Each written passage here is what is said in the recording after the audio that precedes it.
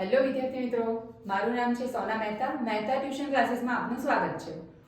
Last વિડીયોમાં આપણે ભણ્યા હતા ભારિત સરેરાશની રીત, જેમાં ભાર વસ્તુનું મહત્વ સમજાવ્યું હતું કે કોઈ પણ વસ્તુને તેના મહત્વના પ્રમાણમાં આપવામાં આવતા અગત્યતાના આંકને ભાર કહે છે. હવે આજના વિડીયોમાં આપણે ભણીશું સામાન્ય સૂચકાંકની ગણતરી. જ્યારે સામાન્ય સૂચકાંક શબ્દનો ઉપયોગ થાય છે તો એના માટે સૂત્ર બને છે સામાન્ય સૂચકાંક બરાબર સરવાળો ભાગ્યા સંખ્યા, કેટલી વસ્તુ આપી છે તે. અહીંયા હવે એના પ્રમાણે દાખલો આપ્યો છે કે વસ્તુ આપી છે A B C, 2010 નો ભાવ આપ્યો છે અને 2011 નો ભાવ આપ્યો છે. તો જેમ છે આપણને ખબર છે કે જૂનું વર્ષ જે હોય એને 0 કહેવાય છે, આધાર વર્ષ કહેવાય છે. એ આપણે આગળના દાખલામાં સમજ્યા છે. તો આને કહેવાશે P0. 2011 નો ભાવ છે એને કહેવાશે P1.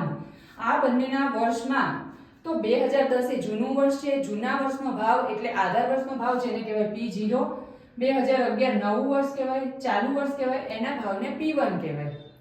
હવે સામાન્ય સૂચકાંકની ગણતરી કરવી છે એટલે આપણે આ ત્રણ વસ્તુ તો દાખલામાં આપેલી જ છે. આ ચોથું એક ખાનું આપણે બનાવવાનું છે જેમાં ભાવ સાપેક્ષને કહેવાય છે I. અને I નું સૂત્ર છે I બરાબર P1/P0. બરાબર. તો અહીંયા આપણી પાસે છે P1 અને P0. તો આ P0 છે, આ P1 છે. એટલે કે 10/8 એટલે જવાબ મળે 1.25. એવી જ રીતે P1 છે 18, P0 છે 12. 18/12 બરાબર 1.5 અને ત્રીજું છે 7/10 બરાબર 0.7. આ ત્રણેય વસ્તુનો સરવાળો કરવાનો છે એટલે મળે છે 3.45. સૂત્ર મૂક્યું સામાન્ય સૂચકાંક બરાબર સિગ્મા P1 ના છેદમાં P0 એના છેદમાં n ગુણ્યા 100. સિગ્મા સરવાળાને કહેવાય છે. આ જે મળ્યો આપણને એટલે 3.45. n બરાબર વસ્તુની સંખ્યા થાય છે જે આ ત્રણ વસ્તુ છે એટલે લખ્યું 3 અને ગુણ્યા 100. 3.45 ભાગ્યા 3 ગુણ્યા 100 બરાબર તમારો જવાબ આવ્યો 115. હવે જવાબ 115 મળી ગયો છે તો આપણે શું કરવાનું છે?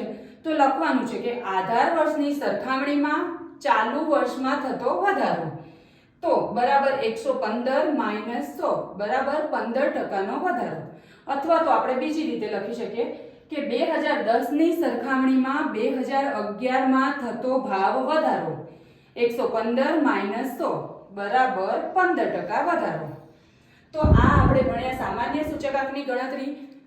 તેમાં તમને ખ્યાલ આવી ગયો હશે. કંઈ પણ પ્રકારની ક્વેરી હોય તો કમેન્ટ બોક્સમાં જરૂર જણાવજો. વિડીયોને લાઈક કરો, શેર કરો, ચેનલને સબસ્ક્રાઇબ કરો. મળીએ નેક્સ્ટ વિડીયોમાં.